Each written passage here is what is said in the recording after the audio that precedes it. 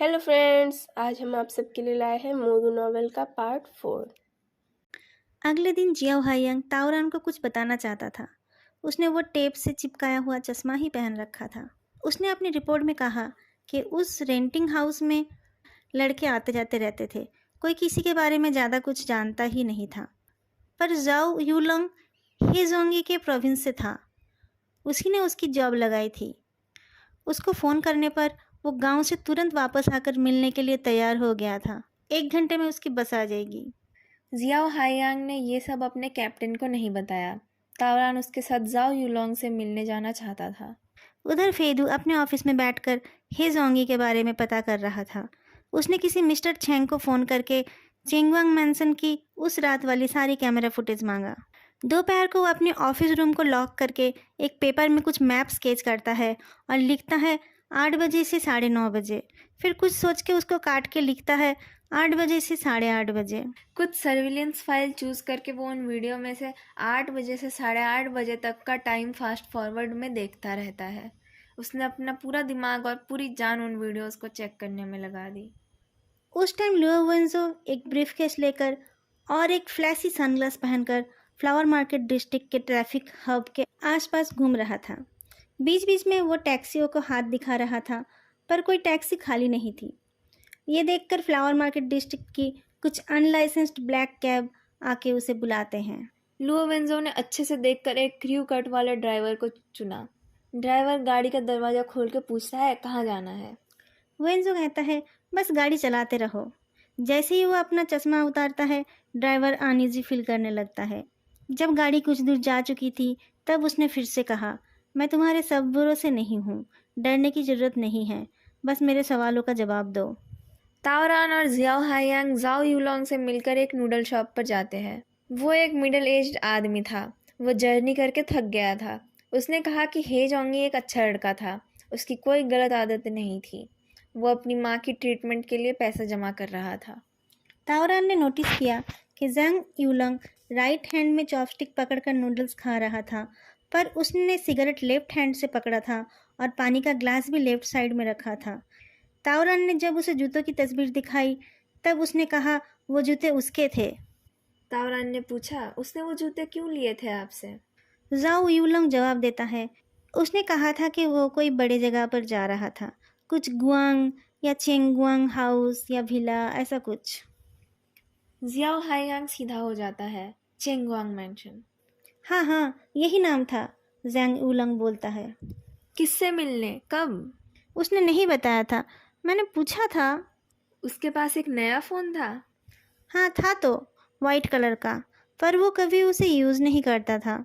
वो अपना पुराना फ़ोन यूज़ करता था। नए फ़ोन को पैकेट में भर के रखता था, कभी कभी निकाल कर देखता था। उसको वो फ़ोन किसने दिया था। पहले उसने बताया था कि उसके होम टाउन से किसी ने दिया था। मैंने नहीं माना।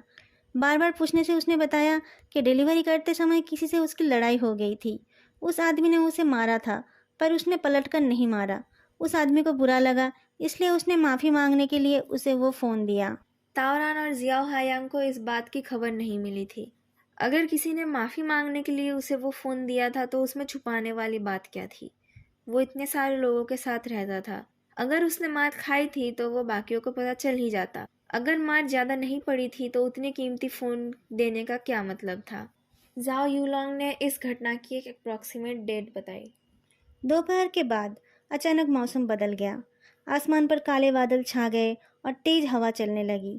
तूफान आने ही वाला था। लुओ वेंजो सबवे स्टेशन के पास उतरा, लेकिन अंदर नहीं गया। उसके इधर उधर नज़र फैलाते ही एक मिनी बस मूव करने लगी। लुओवेंजो झुककर ड्राइवर को बोलता है, कोई तुम पर नजर रख रहा है, सावधान रहना, कुछ जरूरत हो तो मेरे पास आना। एयर कंडीशनर चलने के बावजूद ड्राइवर को पसीना आ रहा था। उसने गर्दन हिलाई। लुओ वेंजो सबवे स्टेशन के अंदर चला गया। तभी तावरान का फ़ोन आया। तावरान ने कुछ कहा। लुओ वेंजो रुक गया। क्या नाम बताया तुमने? तेज हवा से फेदू के ऑफिस की खिड़की जोर से बंद हो जाती है।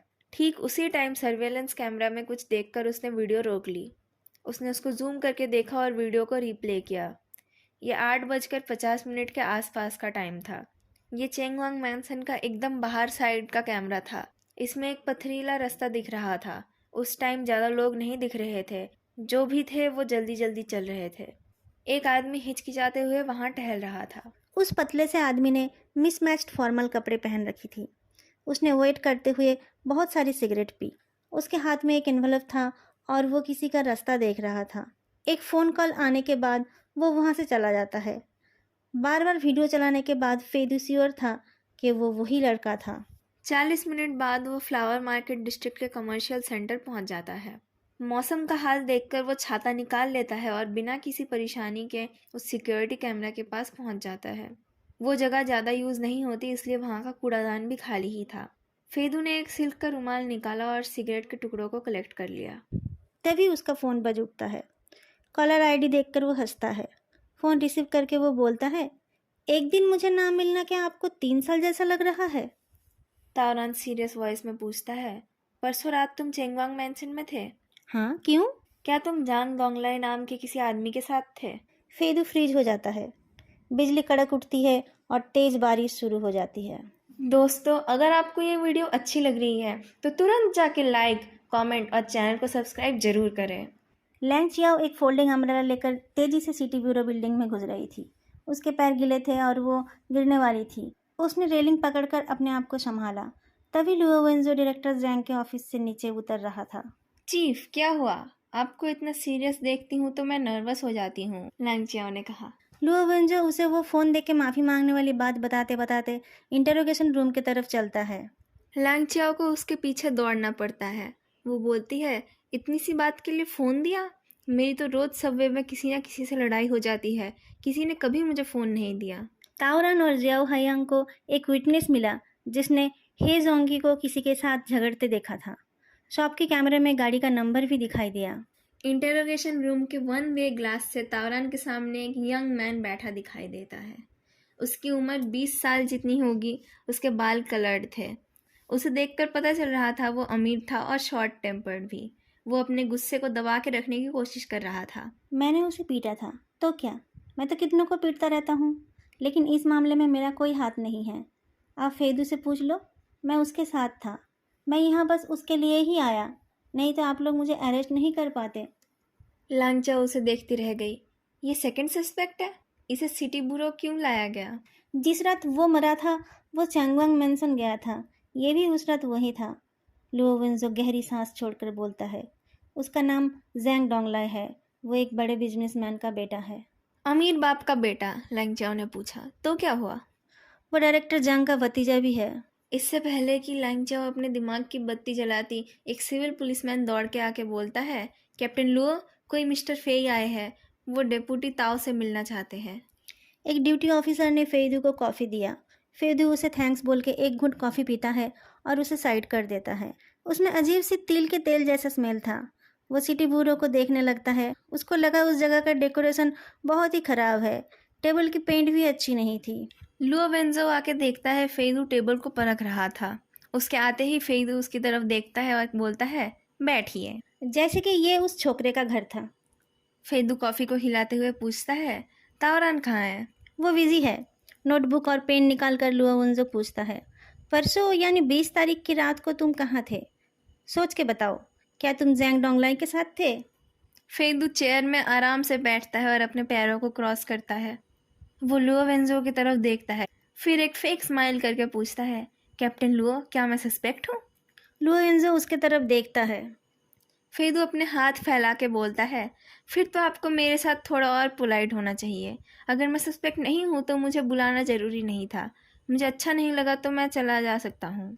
ओह, लुओ वेंजो पेन रख कर कहता है, पहले मुझे तुम्हें खुश करना पड़ेगा। ठीक है, बताओ क्या करना है? क्या मैं एक गाना गाऊं या तुम्हारे लिए एक पैकेट कैंडी खरीद कर लाऊं? फेदू कुछ कह नहीं पाता। पिछली रात को ही तावरान ने उसे एक मुट्ठी कैंडी देकर रिजेक्ट कर दिया था। बाहर से तूफान की आवाज़ आ रही थी। अंदर वो दोनों चुपचाप बैठे रहे। थोड़ी देर बाद लुओ वेंजो को लगा वो बच्चों जैसा बर्ताव कर रहा है। वो हंसकर सिगरेट का पैकेट निकालता है। जैसे ही वो सिगरेट जलाने जाता है, फेदू बोल उठता है, मुझे परेशानी है। मैं फेरिंजाइटिस से परेशान हूँ। अगर तुम्हारी आवाज़ चली जाए तो दुनिया में शांति आने में देर नहीं लगेगी, लुओ वेंजो ने कहा। पर वो लाइटर रख देता है और कहता है, जंग डोंगलाई ने कहा वो तुमसे चैंगवांग मैंसन के गेट पर 8 बजे के करीब मिला था। तब से रात के 12 बजे तक वह कहाँ था, तुम उसका जमानत दे सकते हो? मैं 8 बजे से पहले पहुंचा था और 12:10 पे वहां से निकला था। वहां बहुत सारे इवेंट्स हो रहे थे। मैं हर वक्त उस पर नज़र गड़ाए नहीं बैठ सकता। मैं बोलूँगा तो भी आप नहीं मानोगे। क्यों? तुम दोनों साथ में शोर शराबा नहीं कर रहे थे? फेदू टेबल के ऊपर अपनी कोनी रखकर लुओ वेंजो की तरफ झुकता है। क्योंकि मैं दूसरे मर्दों के साथ अपने पार्टनर शेयर करना पसंद नहीं करता। अगर आप ऐसे बोरिंग सवाल पूछेंगे तो मुझे जाना पड़ेगा। मुझे नहीं पता था तुम इतने नक चढ़े हो, लुएवन जो सीरियस होकर बोलता है। इसका मतलब तुम गारंटी नहीं दे सकते कि जैंग डोंगलाई ने उस दिन वहाँ किसी का मर्डर नहीं किया? मैं नहीं बता सकता, लेकिन और लोग बता सकते हैं। जिन जिन से वो मिला था उन सबको मैं 2 घंटे में यहाँ बुला सकता हूँ। सबके आने जाने के खर्चे के लिए एक हैंडबैग काफ़ी होगा। लुएवेंजो अपने पेन को टेबल पर फेंक के बोलता है, तुम ये बोल रहे हो कि तुम पैसा देकर नकली एविडेंस लाओगे? आपको डर है कि आपके काबिल पुलिस वाले कुछ फैशन मॉडल से सच नहीं निकाल पाएंगे? फेदू गर्दन हिलाकर बोलता है। मैं तो बस ये बोल रहा था कि क्यों जांग दोंगलाई खूनी नहीं हो सकता। वो फिर से पीछे होकर बैठता है और अपने लेजी स्टाइल में बोलता है, जांग दोंगलाई खुद क्यों खून करेगा?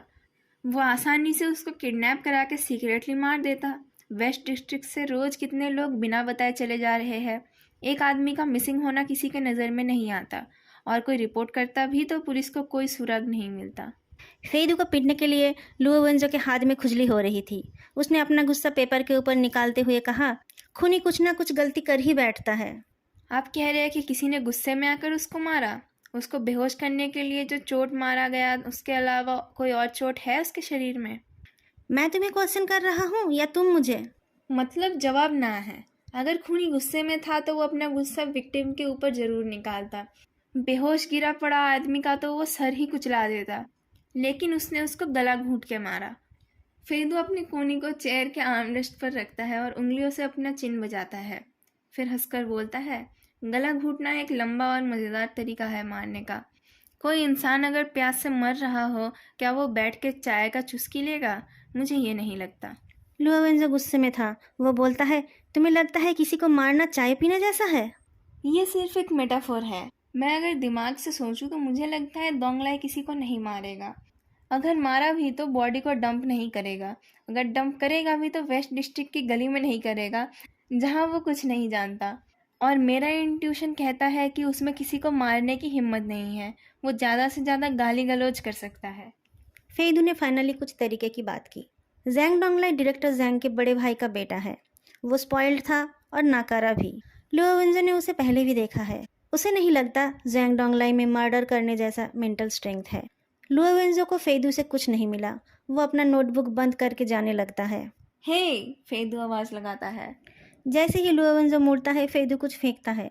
वो ऑटोमेटिकली उसे कैच करता है। फेदू ने एक यूएसबी ड्राइव फेंका था। फेदू ने कहा, एक क्रिमिनल केस तब पब्लिक को अट्रैक्ट करता है जब उसमें उनके मतलब की कोई चीज़ होती है। इस केस में ऐसा कुछ नहीं था, फिर भी इस पर सबकी नज़र गड़ी है। थोड़े दिन में सब इसके बारे में भूल भी जाते हैं, पर अब तो जांग दोंगलाई भी इन्वॉल्व हो गया। फेदू चल के वेंजो के पास पहुंचता है। क्या कोई आपके साथ खेल रहा है? लुएवेंजो का चेहरा हार्ड हो जाता है। मुझे थैंक्स बोलने की ज़रूरत नहीं, मैं ये तावरान के लिए कर रहा हूँ। फेदू अपना छाता उठा के चलने लगता है। फेदू, लुएवेंजो बोल उठता है, अगले हफ्ते है ना ये? 7 साल पूरे हो जाएंगे। तुम्हें सब कुछ भूल के आगे बढ़ना चाहिए। फेदू उसे इग्नोर करते हुए स्टेडीली चलता रहता है।